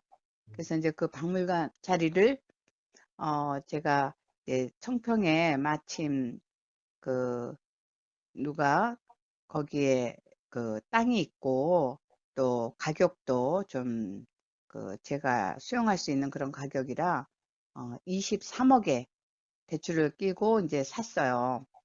그거 살 때도 돈 1원 한 장도 보태지 않았어요. 이만희 교주는 사라고만 했고, 또 박물관을 지으려고 하니까 그 박물관조차 짓는 것조차도 자기 그 총회 재산이나 이런 거로 절대로 짓지 않겠다, 저보고 지라는 거예요. 이게 저한테 보내주신 이 자료의 맹세서라는 부분인 거죠? 그렇죠. 그렇게 이제 재산을 안 한다. 네네. 예. 그러면서 저보고 지라는 거예요.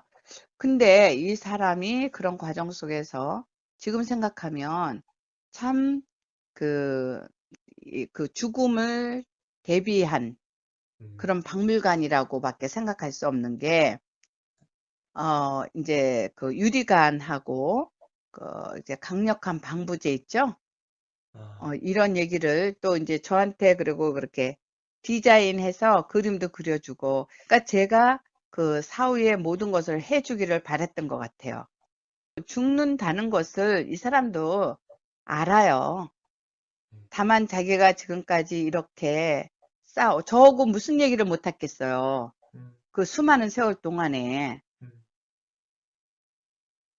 이제 그러면서, 저의 반응을 이제 떠보는 거예요. 내가 이 세상에 없으면 원장이 지금처럼 나를 제일 잘 증거할 것이다.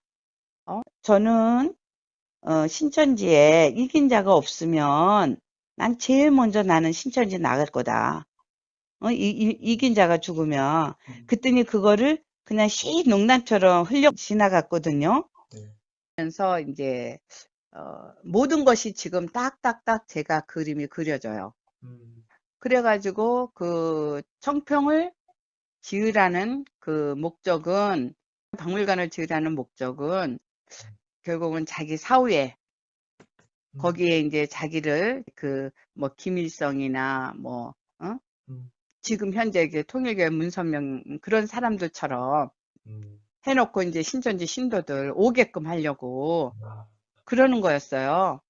근데 이제 제가 나오고 나서 이제 계속 거기 청평 박물관 자리를 쓰는 거예요. 빌립에서. 그래서 제가 이만희 교장 이제 그 땅을 비우라고 내용 증명을 띄웠거든요. 그랬더니 왜 남의 개인 사유지에 그렇게 점유해서 쓰느냐 그랬더니 이제 그것 또한 이제 사고 싶어 했어요. 근데 제가 필요 없다고 하고 이제 퇴거하라고 내용 증명을 띄워갖고 이 사람들이 그 빌립집발 사람들이 거기를 완전 지금 쓰레기담 정의로 만들어놨어요. 가보면 기가 막혀요. 진짜 너무 비겁해요, 이건 진짜. 네, 진짜 그렇게 해놨어요. 신천지 신도들은 모르실 거예요. 그 청도 그 부모 묘소 옆에 보면은 자리에 아주 제일 좋은 자리를 이만희 교주가 이제 여기가 아주 자리가 참 좋다면서 거기를 이제 가묘를 크게 만들어 놨어요. 가묘요? 예, 가묘. 가짜 묘잖아요. 네. 예, 그래서 저는 그때 뭐 항상 그게, 저게 뭐지 하면서도 한편으로는 이만희 교주가 할머니는 이제 곧 죽는다. 몸이 병 안 든 데가 없고 다 뭐, 곧 죽을 거라는 거를 저희 여러 번 얘기를 했어요. 그래서 이제 제 마음에는 그렇게 생각을 했었는데, 이제 돌이켜 보니, 이만희 묘, 그걸 준비해 놨던 것 같아요. 지금 생각하면. 이제 청평 박물관을 지으라 해서 그걸 이제 설계도 하고 준비하는 과정에서 어느 날 갑자기 또 이만희 교주가 꿈을 꿨다는 거예요. 물도 있고 바위도 있고 아주 아름다운 곳이 있는데 거기서 이제 우리가 앞으로 궁처럼 집을 짓고 영원히 저하고 함께 살아야 되니 또 이제 그런 얘기를 하면서 함께 살 집을 언급을 하는 거예요. 그러니까 어느 정도 또 시간 주기가 지나니까 또 요구를 하는 거죠. 네, 저에게. 그래서 이제 국제청신병원에 청평에 있는데 거기를 갔는데 거기서 이렇게 7층에 올라갔는데 저쪽을 가리키면서 저기가 땅이 아주 참 옴상하니 좋으니까 그리고 꿈에 본 환경하고 너무 이제 닮았다는 거죠. 네, 그러면서 거기를 저보고 가보자고 그러더라고요. 그래서 이제 같이 그곳을 갔어요. 네. 갔는데 정말 좋긴 좋았어요. 근데 그 땅을 사면서도 너무 힘들었고요. 예, 사긴 이제 제가 어떻게 했어든지 그 땅을 샀어요. 네. 예, 다 사고 나니까 등기하고 나니까 이제 자기가 그 땅값 반을 주면서 그렇게 하자고 그러더라고요. 그래서 이제 저는 사실 이만희 교주가 한번 지시하면요. 네. 무조건 복종해요. 제가 돈이 있든 없든 이런 말 또 한다고 그래서 통할 사람도 아니고 무조건 하라면 하는 거예요. 저한테. 네. 그러니까 이 사람은 어떻게 보면 그 수법이 뭐랄까 무엇을 좀 해놓잖아요. 제가 완벽하게. 네. 그럼 돈 조금 집어넣고 그거를 완전히 다 가져갈 그런 계산으로 지금 돌이켜보면 그런 식이었어요. 언제나. 예, 언제나 제가 만약에 이제 이 고성도 100억이 들었다. 네. 그러면 한 10억 정도 주고 이거는 이제 우리 신천지 거, 내 거다. 이렇게 완전히 지금까지 그렇게 해왔잖아요, 모든 것을. 네. 그 청평박물관도 저보고 이제 땅을 사고 나니까 어? 그 혼자 알아서 지어라. 네. 돈 한 푼 못 된다. 네. 이렇게 하는 거 아니에요? 그렇죠. 네. 저는 그래서 이제 박물관 짓는 것을 먼저 생각했었는데 이만희 교주는 다른 또 욕심이 이제 생겨가지고 네. 그 땅을 사게끔 하기 위해서 우리가 먼저 살 집을 지으라고 이렇게 또 얘기를 하는 거예요. 와. 네. 그런데 이제 그래도 김남희 대표께서 이만희 씨와 당시에 이제 또 부부 사이셨는데 그래도 이런 내용들을 이만희 씨한테 좀 거절하실 생각은 못 하셨나요? 그러게요. 그랬으면 오죽이나 좋았겠어요. 근데 그런 생각조차를 못 했어요. 그 당시에는. 왜냐하면 이 사람은 자기가 하나님이에요.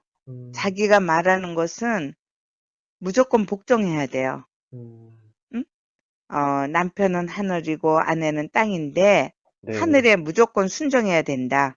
아주 그야말로 하나님 이름을 네. 빙자해갖고 그런 수법이 아주 지금까지 살아온 수법이에요.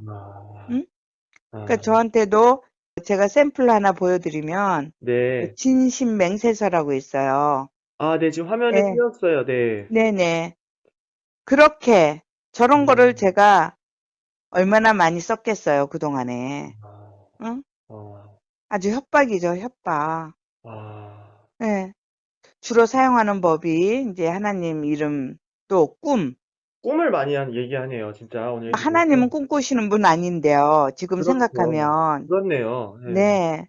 그러면서 이제 계속적으로 저에게 물질적인 걸 끊임없이 요구한 거죠. 박물관 자리 사라해서 사노니 또 이제 고성 땅 사라고 하는 거예요. 네. 네. 그래서 이제 땅을 어떻게 해서든지 돈을 마련해서 샀어요. 네. 그러니까 일단은 이 사람은 이제 땅을 사고 나니까 너무 좀 거기가 환경이 좋잖아요. 그러니까 네. 이제 욕심이 생기니까 이제 본인도 여기에 이제 함께 하고 싶었던 거죠. 네, 저는 그렇게 크게 질 생각을 안 했기 때문에 또 이제 대출 받고 뭐 어떻게 해서 뭐 하나 팔아서 지으면 되겠지 그런 생각을 했었는데 처음부터 이 사람하고 저하고 생각은 틀렸어요. 네. 이제 욕심이 생긴 거예요.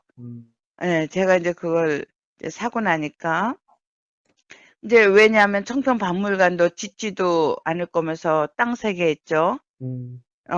또 그러고 나서는 박물관 짓기 전에 살 집부터 사라고 하는 거예요. 예. 그러면 이제 제가 그때부터 이제 빨리 집을 지으라 그래서 그때부터 이제 문제가 생긴 거예요. 저에게는 큰 시련이 왔어요. 왜냐하면 이제 허가 내고 설계하고 건축하고 그러는데 돈이 어마어마하게 들어가는 거예요.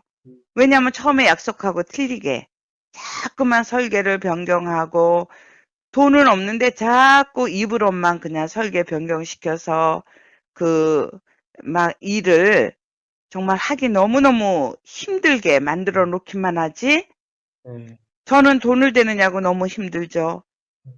정말 그 짓는 과정 속에서 저는 여러 번 죽을 고비를 넘겼어요. 네. 그러면서 이제 자꾸 짓다 보니까 이제 욕심이 생긴 거예요. 그러니까 더 크게. 네. 그러다 보니까 이거 100억대가 넘는 돈이 그 짧은 기간에 이제 제가 돼야 되는 거였어요. 이만희 교주는 이런 한 장도 되지 않았어요. 건축 과정에서. 그래서 다 그거를 정말 너무너무 힘들게 해서 다 지어놓으니까 짓고 등기 내고 세금 내니까 정말 돈 몇 푼 주고요. 그게 건축비라고 그러면서 이제 반을 신천지로 가져가는 거예요. 고성 연수원을 이제 짓고 나니까 그 규모가 원래 엄청나게 크잖아요. 그러니까 이제 많은 오해와 음해의 말들이 이제 저도 모르는 사이에 돌기 시작한 거예요. 무슨 신천지 자금이 김남에게 흘러 들어왔다. 무슨 김남이가 후계의 구도를 시작했다는 등 저는 뭐 상상도 못할 그런 말들이 이제 돌기 시작했는데 그래도 저로서는 그냥 가만히 있었어요. 근데 어느 날 CBS에서 그런 뉴스가 보도가 된 거예요. 뭐 신천지 후계자 이인자라는 그 확인되지 않은 말과 함께 신천지의 재산이 저한테로 옮겨지고 있다. 이거는 전혀 사실이 아니고 전혀 그 반대인데 이거는 가만히 있으면 안 될 것 같더라고요. 그래서 이만희 교주한테 이 진실을 밝혀달라. 이 사실을 제일 잘 알고 있는 사람이 제가 자기 말로 하나님이 보내준 짝이고 자기 아내라는 사람이 이런 억울한 소리를 듣는데 사실을 사실대로만 밝혀줘야 되는 것이 제가 잘못된 걸 요구하는 거 아니잖아요. 그런데 억울한 거 다 풀어주겠다. 하나님이 다 알고 있다. 그렇지 않다는 거 다 알고 있다. 이런 식으로만 이제 매일같이 비겁하게 저를 이렇게 뭐 달랜다고 그럴까요? 이제 그렇게 해서 이제 임기응변으로 넘어가는데 저는 그게 참 이상하다 생각했어요. 이걸 다 짓고 나서 모든 걸 다 끝나고 났는데 그때부터 막 이런 그 잘못된 그런 음해하는 그런 말들을 막 쏟아내기 시작하는데 지금 생각하면 이거는 엄청난 계략이다. 누군가가 이러한 것을 만들어서 이제 정보를 주고 저를 이제 그 매장시키려는 그런 의도가 있었던 거예요. 네. 그래서 이제 그 천지일보 그 사장 있잖아요.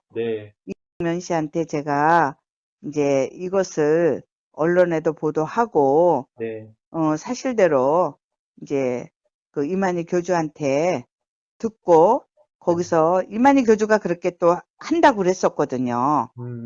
한다고 했기 때문에 제가 이제 만나서 이런 사실적인 얘기를 하고 그런 이제 또 그 음성이 있거든요. 그 맨날 총회에다가 얘기는 하는데 지금 제가 그 주변에 누가 지금 있으니까 이게 자꾸 제보가 나가지 그렇죠. 않느냐. 변호사들끼리 그러는 거 아니에요? 변호사들끼리 서로 주고받고. 잘못된 내용들을 자꾸 이렇게 퍼뜨리고 그러니까 자기도 살 수가 있어요? 내용. 사장님, 제가 어떻게 내가 아무튼지 이거 큰 진통이 나야 돼. 제가 이렇게 뒤집어 쓰고 이렇게 억울하게 이렇게 할 수는 없는 거예요. 나도 참고 안 하려고 했는데 도저히 갈수록 더들 그러니까 할 수밖에 없어요. 그 영상을 선생님이 꼭 보셔야 되고 명백한 원장님에 대한 그 명예훼손이다. 그래서 원장님이 이거를 고소를 해야 된다. 아니 그 음성을 들어보니까 이 김남희 대표님의 이 정말 이 답답한 마음이 저한테도 정말 잘 느껴지는 것 같네요. 네, 정말 너무 답답하고 억울했어요. 그러나 이제 진실은 어디에서도 밝혀지지 않았기 때문에 저는 결국 HWPL 행사에서 제가 모든 것을 나의 자비로 지었다는 것을 아예 공식 석상에서 제가 제 입으로 말을 했어요. 예. 그래서 요 영상도 있어요. 세계의 가정을 위해서, 모든 세계의 자녀들을 위해서 저는 그래서 저의 사제를 털어서도 이 평화의 궁전을 지었습니다. 어떤 누구의 도움을 받아서 후원을 받아서 지은 것이 아닙니다. 이 평화연수원을 짓는 과정에서 너무나 꼭 필요하기에 우리에게 하늘에서 주신 것이지만 저에게 남는 것은 빚뿐이었습니다. 너무나 입을 크게 벌렸기 때문입니다. 그런데 저는 그래서 오랫동안 제가 일해왔던 소중했던 건물도 팔았고 땅도 팔았습니다. 그리고 앞으로도 평화의 일을 하는 데 있어서는 그 어떤 물질도 아까하지 않고 모든 것을 하나서라도 끝까지 이 평화를 이룰 수 있는 일에 헌신해 올 것을 여러분 앞에 약속합니다. 아, 저 때 대표님께서 그래서 저런 말씀을 하셨군요. 제가 오죽하면 저렇게 했겠습니까? 그 이만희 교주가 비겁하게 끝까지 입을 다물었기 때문에 제가 한 거예요. 저렇게 공개 석상에서 밝힌 거예요. 네. 아주 저는 떳떳하게 당당하게 제가 한 일들에 대해서 말했고요. 만일 저런 것들이 거짓이었다면 이만희 교주는 절대로 가만히 있지 않죠. 아니 그런데 또 갑자기 이제는 4천억이 필요하니 1천억 원을 저보고 가져오라는 거예요. 1천억이요? 네. 저보고 그거를 그냥 하는 소리가 아니에요. 저보고 1천억 원을 마련해 오래요. 얼마나 괴롭히고 저를 그 강요를 하는지. 그럼 저보고 신천지의 그 신도들한테 가서 돈을 걷어오라는 건지. 저는 정말 그때 제가 만약에 그런 능력이 있었다면 아마 그렇게 했을 거예요. 그렇게 했을 거라고요. 그래서 제가 아니 본인이 제일 잘 알 거 아니에요. 저 형편을. 응? 그렇죠. 옆에서 다 보니. 자기 돈을 나를 돈을 주는 것도 아니고 무슨 옷을 해 입어라 신발 사 신어라 돈을 줬습니까? 무슨 일을 했습니까? 응? 근데 저보고 이렇게 이런 지경에 또 돈을 1천억을 가져오라는 거예요. 거기 편지도 있잖아요. 응? 잠깐 화면에 좀 띄우겠습니다. 네네. 아, 진짜 이거 무슨 1천억이 어디 뭐 아이 이름도 아니고 이거 너무 이거는 진짜 말도 안 되네요, 이거는. 그러면서 저한테 이제 계속적으로 돈 가져라고 압박하고 요구를 하는 거예요. 응? 제가 정말 지금도 이렇게 살아있다는 것이 하나님의 은혜예요. 네. 근데 저가 정말 그때는 정말 모든 정남이가 떨어졌어요. 돈 1천억 해오라는데. 그래서 제가 집을 나갔거든요. 집을 나갔어요. 그랬더니 이제 왜냐하면 두 가지예요. 그거 억울한 거 제가 안 풀어줬죠. 네. 네. 이거 고성 신천지 돈으로 지어서 저에게 재산을 반을 가져온 게 아니잖아요. 그렇죠. 네. 청평, 설악 마찬가지거든요. 그래가지고 제가 나갔더니 뭐 전화를 하면서 저한테 애원하는 거예요. 응? 돌아오라고. 응? 돌아오라고. 뭐 정말 부끄러운 그 소리, 온갖 달콤한 소리 다 해가면서 저에게 응? 온갖 거기 아마 음성 하나 있을 거예요. 짤막하게. 지금은 제가 많이 들려드릴 수가 없어요. 나중에 제가 때가 되면 다 들려드릴 거예요. 그 짤막한 것만. 네, 음성 네. 한번 듣도록 하겠습니다. 여보, 돌아와요. 내가 다 잘못했어. 형이 돌아와요. 우리 잊지 맙시다. 모든 것이 내 잘못이에요. 그러니 돌아와요. 오늘 돌아와요. 진짜요. 내가 모두가 다 잘못되니 돌아와요. 이러면 안 돼요. 정말 내가 모든 걸 잘못했더니 나를 용서하고 돌아와요. 맞죠? 아니, 자기가 하나님이라는 사람이 어떻게 사람한테 무슨 큰 죄를 지었다고 이렇게 용서를 빕니까? 참 이거 너무 참 웃기네요, 이것도. 네. 아유, 그게 놀라워요. 용서만 비나요? 무릎도 꿇었는데요. 하나님이라는 사람이요? 네네. 제가 뭘 그렇게 잘못을 했길래 그러니까 잘못을 너무 많이 했죠. 잘못을 너무너무 많이 했죠. 완전 이거는 결혼 사기, 종교 사기잖아요. 그렇잖아요. 네. 그래서 이제 이런 일 저런 일 제가 너무 감당할 수 없는 그런 일들이 저를 이제 한 번도 그런 생각을 한 적이 없었는데 좀 뭔가가 나 자신 좀 너무너무 힘들고 지쳤었어요. 그때 제가. 이 고속연수원 짓고 정말 신천지에 와서 한 번도 제가 마음을 놓고 마음 놓고 산 적이 없다 그럴까 되돌아보니 그래요. 그래서 이제 이런저런 정말 돈 1천억 원 사건 또 저에게 후계자니 뭐 신천지 돈이 다 나한테로 왔니 이런 저런 일들이 겹쳐지면서 제가 마음의 상처를 너무 많이 입었어요. 그래서 제가 아주 아무도 모르는 아프리카 오지 기니로 이제 가서 이름도 빚도 없이 거기서 한번 진짜 하나님이 원하시는 빚된 행동을 좀 해보자. 의장되고 겉으로 보여지는 그런 일만 해온 것 같더라고요, 제가. 늘 거짓과 속이고, 모든 것을 다 거짓으로 우리가 행사를 해도 그렇게 해왔고, 의장 행사. 누구를 교섭을 하고, 할래도 떳떳이 그 이름을 못 대고, 딱 의장으로, 거짓으로 해왔던 게 사실이었거든요. 해외에 나갔어도. 그랬죠. 네. 그래서, 이제 정말 진실로, 그때 당시에 제가 떠날 때는요, 신천지를 위해서 내가 정말로, 하나님이 기뻐하는 그 빚된 일을 좀 하고 싶다라는 마음이 간절했어요. 그래서 제가 떠났던 거예요, 아프리카로.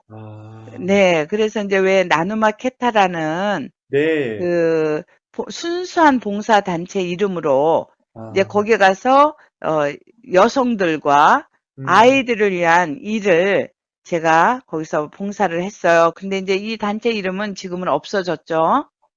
이 단체가 그냥 이제 없어졌다는 말씀이신 거죠? 네네네. 없어졌어요. 왜냐하면 거기 가서 일하는 중에 정말 하나님께서 저의 고뇌하고 너무 힘들고 지쳐 있었던 그 신음소리를 들으셨던 것 같아요.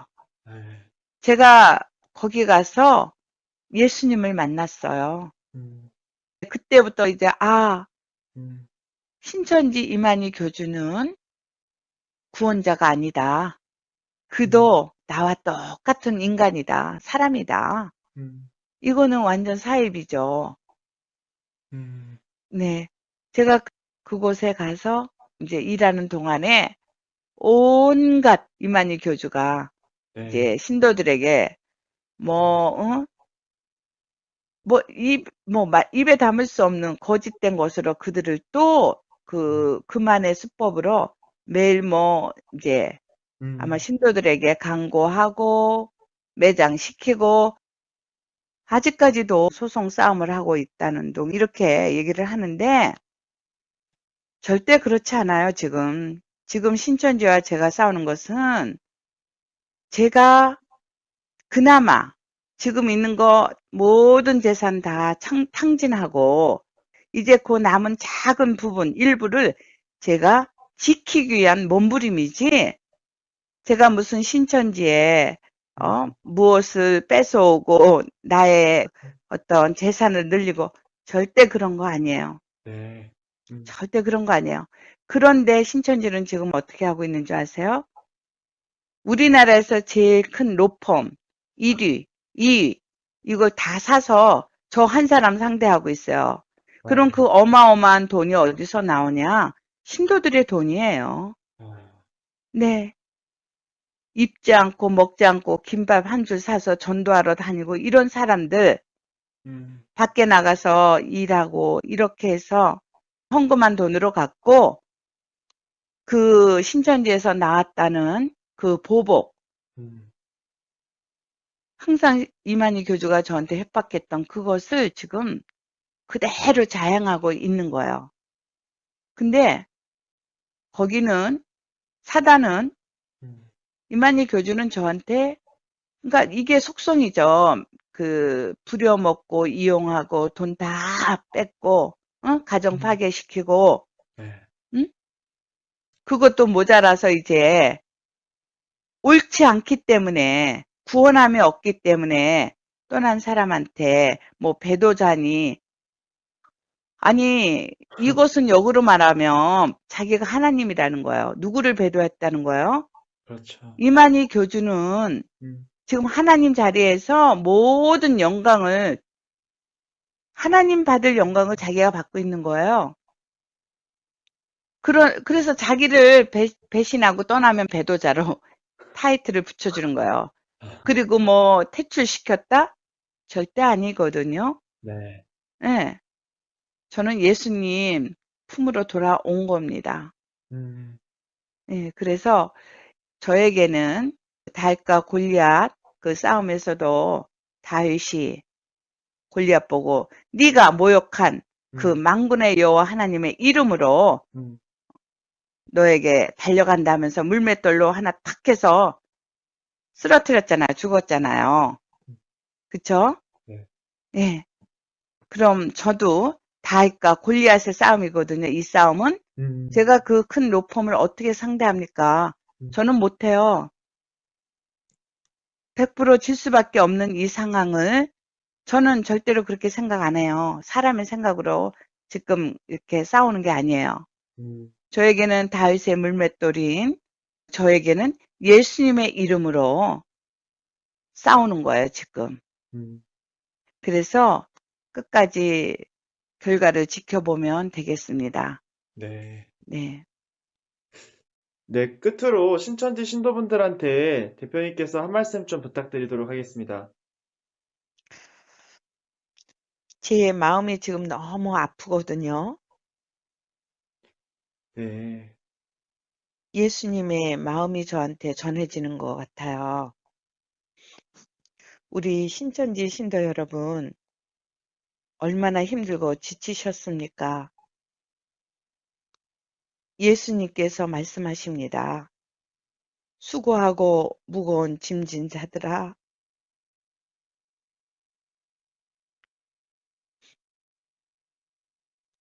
다 내게로 오라.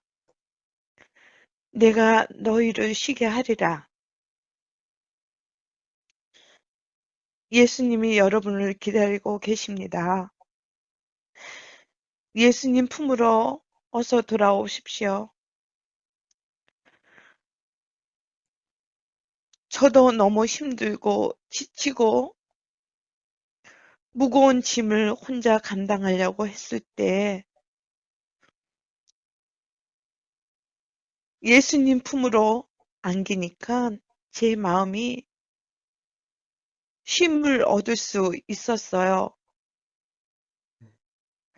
우리 모두 예수님 품에서 만날 수 있도록 기도하겠습니다. 감사합니다. 영상이 워낙 길어서 앞부분만 좀 편집하다가 포기했습니다. 어차피 존존TV에서 문제가 됐던 장면은 편집해서 올린 듯 하기에 저도 그대로 올리기로 하겠습니다. 한때 부부관계였기에 이해관계가 많이 얽혀있을 거라 생각되지만 김남희 씨의 말에는 대부분 증거자료가 포함되어 있습니다. 때문에 김남희 씨의 폭로는 대부분 사실로 보여집니다. 김남희 씨의 전화 인터뷰로 우리는 신천지 교주 이만희에 대해 새롭고 부도덕한 사실들을 많이 알게 됐습니다. 이러한 내용들이 사실이라면 신천지는 사라져야 하며 교주 이만희 또한 책임을 피해가기 어려울 것으로 보입니다. 경찰이나 검찰에 조속한 대응이 필요해 보입니다.